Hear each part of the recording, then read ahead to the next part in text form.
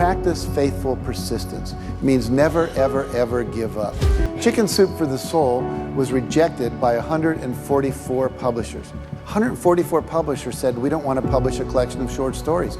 The title's stupid, Chicken Soup for the Soul, what does that mean? People don't buy collections of short stories. There's never been, successful chain of doing that. So literally, we spent 14 months trying to find a publisher.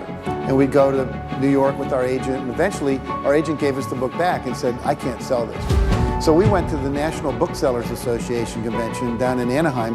We went from booth to booth to booth for 3 days.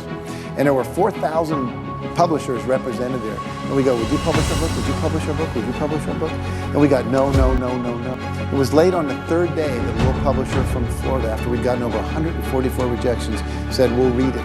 And we said, well, how many copies do you think we'll sell? After they said, yeah, we'll buy it. A couple weeks later, they said, we'll publish it.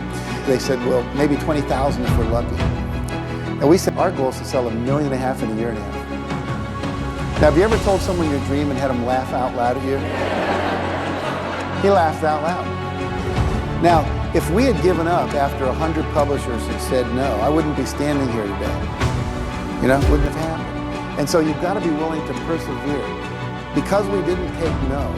See, when the world says no, you say next.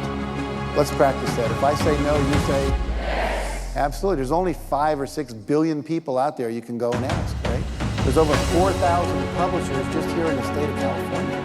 What we have is this endless possibility, but you have to persevere. It's as if the universe tests our commitment. And so today we have 147 titles in print. We sold over 115 million copies. We're in 47 languages.